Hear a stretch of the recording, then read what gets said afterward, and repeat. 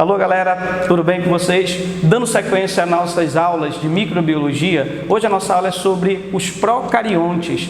E quem são os seres procariontes? Os procariontes são organismos que são representados por bactérias e também pelas árqueas, que também podem ser chamados de arqueias. As arqueias e as bactérias se caracterizam por serem seres unicelulares e, logicamente, serem procariontes, ou seja, terem o seu material genético solto pelo citoplasma. Quer dizer, eles não apresentam aquela membrana chamada membrana nuclear ou carioteca, que normalmente envolve o material genético dos seres eucariotos. Bem, é importante lembrar que o grau de parentesco entre esses seres, né? Aqui nós temos então um ancestral comum universal, chamado de Luca, né? Já comentamos isso em outras aulas. Esse cara aqui deu origem a todos os seres que existem hoje no planeta. E aí eu tenho três divisões aqui, na verdade, três domínios, né? Que é o domínio bactéria, o domínio árquea e o domínio eucária. Percebam então que entre as árqueas e os eucariontes existe um ancestral comum mais recente. Quer dizer então que apesar das árqueas serem procariotos, eles estão mais próximos dos eucariontes do que das próprias bactérias. Por quê? Porque eles têm um ancestral comum mais recente. Agora, a gente descendo um pouco mais nesse cladograma, perceba que aqui eu tenho um ancestral comum aos três grandes domínios. Quer dizer, só que esse ancestral comum ele é mais antigo, e aí ele estaria sendo um ancestral comum tanto as bactérias, as árqueas e também os eucariotos. Veja só, na nossa aula de hoje nós vamos falar então, começando com as bactérias. Como é um assunto extenso, nós vamos dividir nossa aula em duas aulas. As bactérias, de um modo geral, são seres procariotos, né? Já comentamos isso, e são unicelulares. E eles podem apresentar capacidade ou não de produzir o seu próprio alimento. Quer dizer, existem bactérias autotróficas e a grande maioria das bactérias, na verdade, são heterotróficas. Em termos de material genético, as bactérias, elas apresentam apenas um cromossomo. E uma curiosidade, o DNA desse cromossomo não é linear, como acontece nos eucariotos, mas sim é um DNA circular. Isso também vai acontecer nas arqueias. Um outro detalhe que chama a atenção é que algumas bactérias vão apresentar um DNA circular menor chamado de plasmídio. Nem toda bactéria vai ter plasmídio, mas quando ele estiver presente, esse plasmídio vai trazer alguma vantagem a essa bactéria, como por exemplo a capacidade de resistir a um antibiótico. Esse plasmídio ele pode ser transferido para outras bactérias através de uma reprodução sexuada que nós chamamos de conjugação.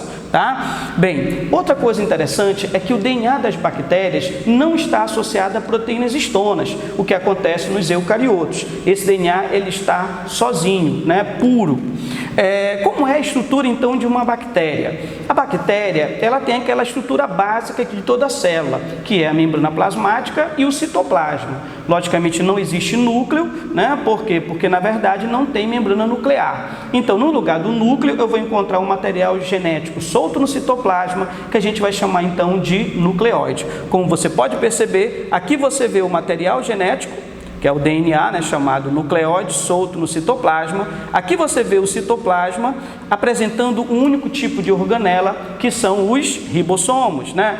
Organelas que produzem proteína. Agora você vai encontrar uma membrana plasmática, ela é lipoproteica, como em todas as células. Ela também exerce aquela função de permeabilidade seletiva, ou seja, é ela que diz o que pode ou não entrar ou sair da célula, né? E mais externamente, protegendo esta célula, você vai encontrar uma parede celular, né? Essa parede celular é importante que você lembre que, diferente das plantas, ela não é formada de celulose, ela é normalmente formada de peptidoglicano, que é um tipo de glicoproteína, tá? Essa parede celular, ela pode ser fina, né? Quer dizer, na verdade, ela pode ter duas camadas, tá? Então, existe bactérias que têm uma parede celular única, né? E outras que têm uma parede celular feita também de uma membrana externa, como nós veremos posteriormente.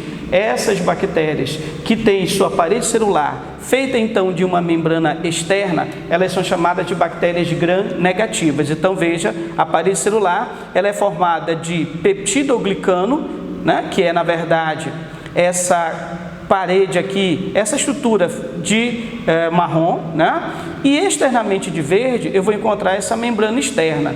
Bem, nem toda bactéria tem membrana externa formando a sua parede celular. Aquelas que têm essa membrana externa são chamadas de bactérias gram-negativas e posteriormente a gente fala o porquê disso. Agora, veja que além de parede celular e membrana plasmática, as bactérias, algumas, vão apresentar uma cápsula, né? Essa estrutura que você está vendo aqui de marrom, a gente chama de cápsula. Algumas bactérias têm, e essa cápsula ela é usada como uma defesa da bactéria na hora que as células de defesa do nosso organismo, né, os nossos leucócitos, vão fagocitar essa bactéria. A cápsula evita essa fagocitose. Externamente você vai encontrar as fímbrias, também chamadas de pelos, que servem para que as bactérias possam se agarrar a superfícies ou até mesmo a uma outra célula que vai ser uma célula hospedeira, ok? Bem, aqui estão as estruturas que eu já falei para vocês, que formam as bactérias. Mais uma vez você percebe então aqui a membrana plasmática, né? E aqui você percebe a parede celular, tá? Essa parede celular pode ser, pode ter ou não a membrana externa, né? Agora aqui você vê a cápsula, que apenas algumas bactérias têm. Aqui você vê as fímbrias e os flagelos. Algumas bactérias podem ter então flagelos, que são na verdade estruturas que a célula usa para se locomover. Aqui mais uma vez a estrutura da bactéria. Bem, aqui que eu estava falando, a parede celular das bactérias, ela pode ser formada apenas de peptidoglicano, como é o caso aqui desta bactéria, tá? Nesse caso aqui, ela é chamada de bactéria gram-positiva. Quando você olha a parede celular desta outra bactéria, o que você percebe? Que existe o peptidoglicano, a camada de peptidoglicano, mas ela é muito mais fina, e externamente eu tenho, olha, uma outra membrana chamada de membrana externa. Então veja que essa parede celular ela é feita de peptidoglicano mais a membrana externa. Essa membrana externa ela protege mais ainda a bactéria. E um outro detalhe, quando uma bactéria dessa, patogênica, ou seja, que causa doença, ela é destruída dentro da gente pelos nossos leucócitos, essa estrutura se rompe liberando substâncias que vão causar uma reação mais intensa no nosso organismo. Então, quando você tem uma infecção bacteriana e essa infecção bacteriana causa uma febre muito alta, normalmente são bactérias gram-negativas, porque quando elas estão sendo destruídas pelo nosso sistema de defesa, essa membrana se rompe liberando toxinas, e essas toxinas causam uma reação imunológica muito mais intensa. Mas, professor, por que esse nome gram-positivo ou gram-negativo? Gram, na verdade, foi um microbiologista, né, chamado Christian Gram, que criou o método de coloração das bactérias. E esse corante, ele tem uma cor roxa, né? Só que esse corante, ele só é absorvido pela camada de peptidoglicano. Quando eu jogo o corante aqui e essa bactéria só tem parede celular feita de peptidoglicano, o corante é absorvido e a bactéria fica roxa. Quando a bactéria tem peptidoglicano, mas tem uma membrana externa, veja que o corante não vai ser fixado por essa bactéria, então ela não vai ficar corada de violeta, ela vai aparecer no microscópio com uma cor rosa, então ela é chamada de gram-negativa. Por que negativa? Porque ela não absorveu o corante violeta, né, por ter justamente essa membrana externa. Aqui você vê então as bactérias gram-positivas e a gram-negativa. Veja que a positiva realmente ela fica corada de violeta. Por quê? Porque na verdade ela só tem uma parede celular feita de peptidoglicano. E aqui não, o corante não é fixado. As bactérias apresentam basicamente 4 formas. As redondas, chamadas de cocos, por exemplo, os gonococos, os pneumococos, né? Aquelas bactérias que têm a forma de bacilo, né, chamadas bacilos, são aquelas que têm uma forma de bastão reto, os vibriões, que têm uma forma de um bastão curvado, e os espirilos ou espiroquetas, que têm uma forma espiralada, como você percebe aqui, ó. Aqui você vê os cocos, bactérias redondas, os bacilos na forma de bastão reto, aqui você vê os vibriões, que tem uma forma de bastão curvado, como se fosse uma vírgula, e aqui as espiroquetas ou espirilos, né, que apresenta essa forma espiral. Os cocos, eles podem se juntar formando colônias.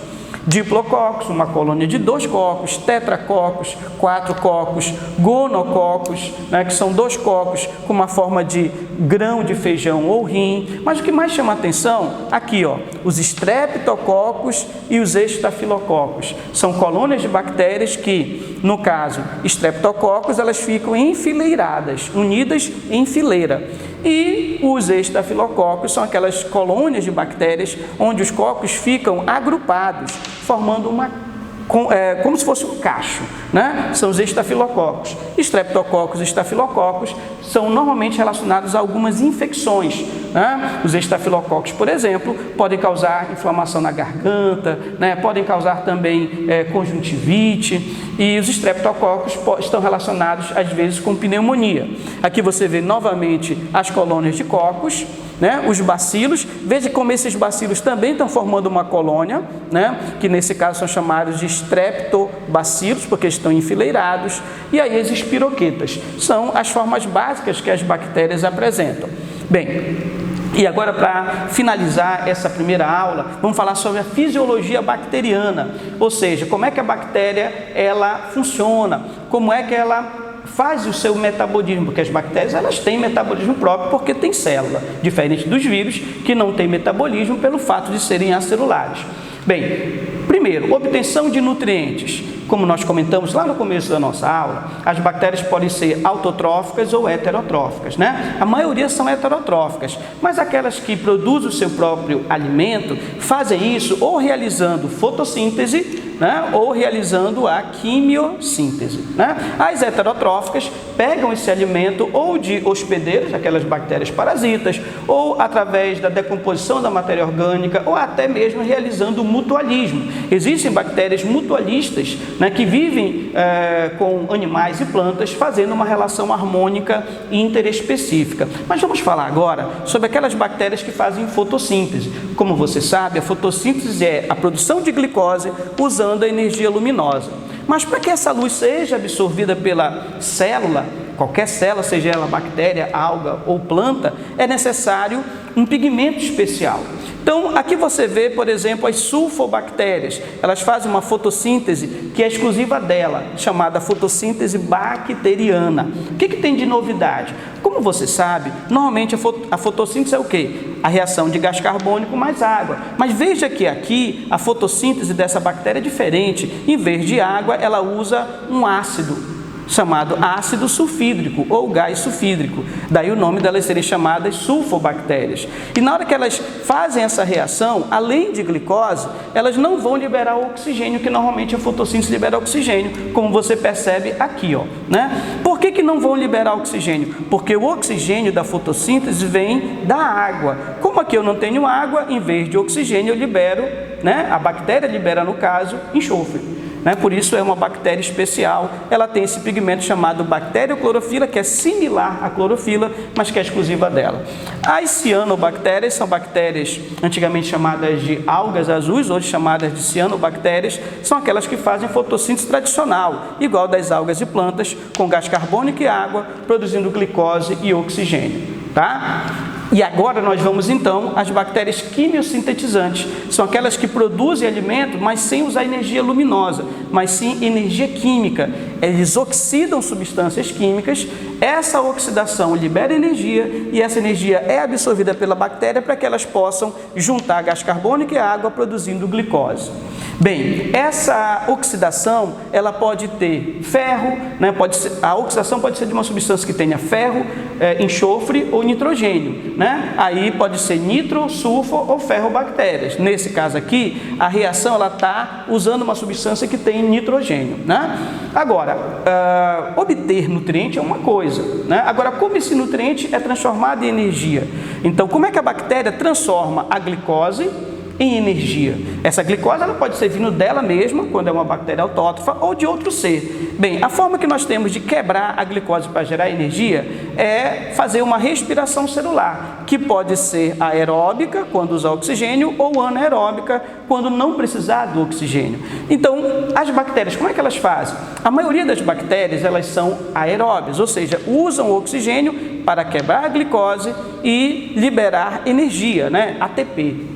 A maioria das bactérias são, portanto, aeróbias, mas existem bactérias anaeróbias, né? Ou seja, que pegam a glicose, quebram essa glicose, produzindo ATP, bem menos, né? Veja só, apenas 2 ATPs, mas sem precisar de oxigênio. São as bactérias chamadas anaeróbias. As bactérias anaeróbias, elas podem ser obrigatórias, ou seja, só vivem na ausência de oxigênio, o oxigênio mata essa bactéria, como é o caso da bactéria do tétano, ou elas podem ser anaeróbias facultativas, quer dizer, elas podem viver com ou sem oxigênio, né? É o caso dos lactobacilos, que podem viver na presença de oxigênio, mas também podem viver sem oxigênio. Sem oxigênio, esses lactobacilos acabam fermentando, fazendo então essa fermentação chamada fermentação lática.